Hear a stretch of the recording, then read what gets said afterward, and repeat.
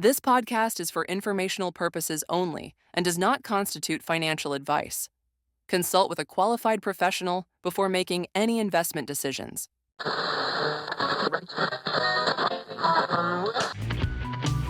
Welcome to the Wire Broker Edition, the week in real estate, presented in digestible bites. Hold on while our AI hosts take us on another ride through this week's top real estate headlines. Welcome back to The Wire. You know, your weekly deep dive into the stuff that actually matters to you guys, the broker owners out there. And I'm really pumped for this stack of news this week because it seems like everyone's kind of trying to figure out the same thing. Like, what's the deal with the future of real estate, right? Yeah. Especially with 2025 right around the corner. Yeah, you're absolutely right. And we've got a pretty interesting mix of sources this week, right? You got your typical industry pub, some brokerage surveys, and even a couple of those opinion pieces that, everyone loves to debate. But yeah, they all seem to be circling the same question of how do we adapt and thrive in a market that's, let's face it, going to be a lot different than what we've been used to. Okay, so no time to waste, right? Let's jump right in. One of the big stories that caught my eye this week was Keller Williams, attracting that huge investment from Stone Point Capital, which is a private equity firm. And then kind of on a smaller scale, we saw that Philly plus the Burbs team, they decided to jump ship from Compass over to Berkshire Hathaway Home Services, Fox, and Roche. So what's your take on all these moves?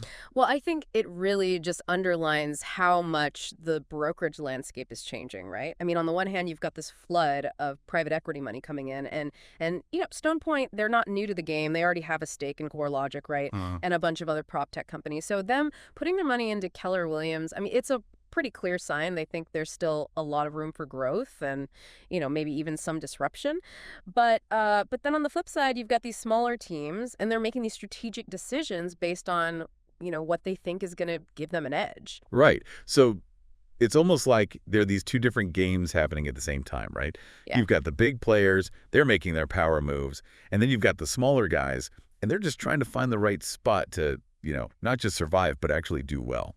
Exactly. It's like a game of chess where everyone's trying to figure out their next move. Yeah. And speaking of finding the right spot, right, we got to talk about Compass and how they're doubling down on their coming soon platform. Basically, they're like, hey, agents from other brokerages, come join our little pre-MLS listing party. We're all about giving sellers more control. But is it really just them, trying to find a loophole in the clear cooperation policy? Well, yeah, the clear cooperation policy says listings have to be shared on the MLS within, a certain time frame. So it does look like Compass is kind of pushing the limits with these coming soon listings. Okay, yeah, that makes sense. And it also raises some, some red flags about transparency, right? Sure. And just fair play. I mean, Redfin's CEO, Glenn Kelman, he's been pretty vocal about this, right? Yeah. Saying that these pocket listings basically create an uneven playing field, but Compass, I mean, they're saying, no, our platform actually helps sellers because it gives them a chance to test the waters, right? And avoid, those negative market perceptions. It's a tricky situation for sure. It's like they're trying to appeal to both sides, right? Those who want to keep things quiet and those who want maximum exposure. Okay, but let's bring it back to our listeners for a second, right? The broker owners out there trying to, run their businesses, should they be worried about this? Or is this just, the big guys making a lot of noise?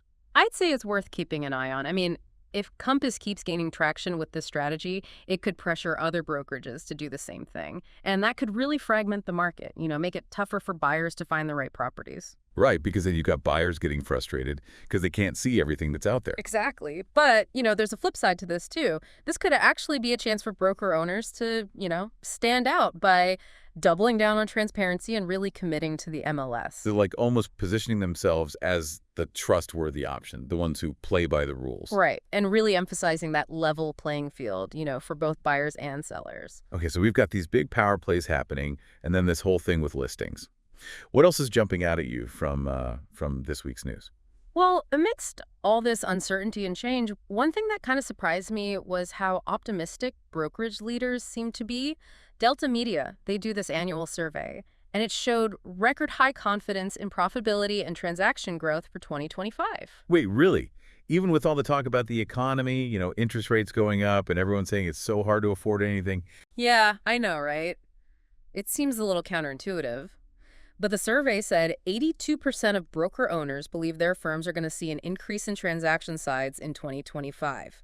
And get this, 97% expect to be profitable next year. Okay, I gotta admit, I'm a little skeptical. Are they just trying to put on a brave face? Or do they really know something we don't? I think it's probably a bit of both. I mean, they're leaders, right? They got to project confidence. But it also makes me think they might be seeing some early signs of a shift in the market. Maybe inventory's starting to creep up, or they're sensing a change in how buyers are feeling. That's interesting. It's like they're betting on things turning around even if, the average person isn't quite feeling it yet. Exactly. And it makes you wonder, are they onto something, or are they setting themselves up for a big letdown? I guess we'll have to wait and see. All right, well, while we wait for that to play out, there's another big theme that popped up this week. And it's something that, I think a lot of our listeners can relate to, the leadership gap, especially when it comes to women in real estate. You're right. That was definitely a recurring theme. And the numbers are kind of shocking, Women make up 67% of realtors, but they only hold less than 15% of the leadership positions. Yeah. Oh, it's a huge gap. Yeah. And it's not just, about being fair or whatever. It's about the whole future of real estate. I mean, if we want to stay relevant and, actually grow, we need people with different perspectives, running the show. For sure. One of the articles we read this week actually had an interview with Katie McGrath. She's gotten a lot of recognition for her leadership roles in, different organizations like the Philadelphia Women's Council of Realtors and the Bright MLS Board of Directors. And she had some really interesting thoughts about mentorship and, making sure there are more opportunities for women. Yeah, she was really emphasizing how we need to be deliberate about, developing female leaders. It's not enough to just say, oh, yeah, we're all for diversity. We've got to actually create ways for women to, move up in their careers. Yeah, mentorship was a big one, right? Yeah. She talked about how having good mentors, both men and women, was super important to her own success. Exactly. And it's not just about giving advice. It's about really sticking up for women, and opening doors that they might not even know are there. So thinking about our listeners, the broker owners, what can they do to address this leadership gap within their own companies? Well, it all starts with, realizing that there is a gap and that it's a problem. Then it's about taking real steps to create a workplace that's more inclusive and, where everyone has an equal shot. Okay, so let's get specific. What are some of those steps? Well, one thing broker owners could do is set up formal mentorship programs, pair up experienced leaders with people who are up and coming. They could also create, leadership development programs that are specifically for women. So giving them the tools and the support to actually climb the ladder. Exactly, right. Yeah. And it's also really important to build a culture where women feel like they can speak up, share their ideas and take on those leadership roles. Right. So it's about creating a space where everyone feels valued and respected no matter what their gender is. Right. Exactly. And I think it's also important to remember that having diversity in leadership, it's not just some feel-good thing, It actually makes good business sense. You're totally right. Studies show that companies with more diverse leadership teams tend to be more innovative and they make more money. Exactly. So there's really no reason not to make this a top priority. All right, so we've talked about the big trends, mergers, private listings, and the leadership gap. Now let's zoom in a bit and focus on what it's like for the individual agents. What are they up against in this market and, where are the opportunities? One thing that caught my eye was Redfin's new agent pay model. It's called Redfin Next, and it offers a lower base salary, but the potential to make a lot more in commissions. Yeah, I remember reading about that. It's like they're trying to attract a different kind of agent, right? Someone who's more, entrepreneurial and maybe not so afraid of taking risks. Exactly. It's a model that definitely rewards high performers, but it also comes with more risk. So it's a gamble, but it could really pay off. Right. And I think it reflects a wider trend in the industry. Brokerages are trying all sorts of different pay models to try and attract and keep those top agents. Yeah, like everyone's looking for the secret formula to keep their best agents happy and, making money. Exactly. And there's no one right answer. It really depends on the individual agent's needs and goals and the brokerage's overall strategy. Okay, so agent pay models are changing. What other challenges are agents dealing with? Well, like we've already talked about, the market itself is kind of all over the place. Inventory's still low, interest rates are high, and it's just really hard for a lot of people to afford a home. It's definitely not the same market we saw just a few years ago where it was easy to sell anything. Not at all. Agents have to work harder and smarter to find buyers for their listings and to help their clients, navigate a market that's way more complex and competitive. So what does that look like Practically speaking, what kind of skills and strategies do agents need to have to make it in this environment? Well, first and foremost, they need to be amazing communicators. They got to be able to explain what's going on in the market to their clients, manage expectations, and, just be there for them during what can be a really stressful time. So it's not just about being a salesperson. It's about being a trusted advisor. Exactly. And they also need to be incredibly resourceful. They need to find creative ways to market their listings, generate leads, and connect with potential buyers. So thinking outside the box and going beyond the traditional methods. Right. And technology is more important than ever. Agents need to know how to use social media, virtual tours, online marketing platforms, all the tools that are out there. It's about staying ahead of the curve and embracing all this new stuff. Exactly. And the agents who are willing to do that are the ones who are going to succeed in the long run. So even though the market's tough, there's still opportunities for agents who can adapt and, think on their feet. Absolutely. And I think it's important to remember that real estate, it goes in cycles. We've seen ups and downs before, and we'll see them again. Right. It's about having that long-term view and not getting too freaked out by, the day-to-day changes. Exactly. The fundamentals of the market haven't changed. People still need places to live, and they still need help buying and selling those places. And that's where agents come in. Exactly. Okay, so we've talked about the challenges and opportunities for individual agents. Now let's shift gears and talk about iBuyers. We haven't really mentioned them yet, but they're still out there, even if they're not growing as fast as they were. Yeah, they're definitely still a factor. Opendoor and OfferPad are both adjusting to the market and finding new ways to make money. So what are they doing differently? Are they still all about buying and selling homes for cash, or are they branching out?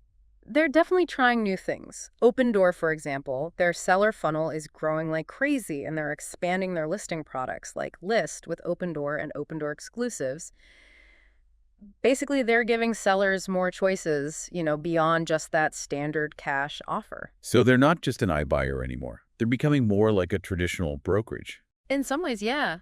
They're realizing that not every seller wants to sell for cash, and they're trying to appeal to a wider range of people. So are they becoming competition for our listeners? Should broker owners be worried about iBuyers, moving into their territory? I think it's something to be aware of, but I wouldn't say it's something to be afraid of. Remember, iBuyers have their own problems to deal with, and they're not immune to changes in the market. Right. They're still figuring things out, and their whole business model is evolving. Exactly. And I think there's room for both traditional brokerages and iBuyers. They can actually work together in some ways. Okay, so let's talk about that. How can traditional brokerages and iBuyers collaborate? Well, some brokerages are already partnering with iBuyers to give their clients more options. For example, if a client needs to sell their house quickly, the brokerage might send them to an iBuyer for a cash offer. Or if a client wants to buy in a really competitive market, the brokerage might work with an iBuyer to help them make a stronger offer. So it's about finding ways to team up and use each other's strengths. Exactly. And I think that's a good lesson for the whole industry. Working together is key to success in a market that's changing so fast. Okay, so we've covered a ton of ground here, from mergers and acquisitions to agent pay models to how iBuyers are changing. It's clear that the real estate industry is in flux.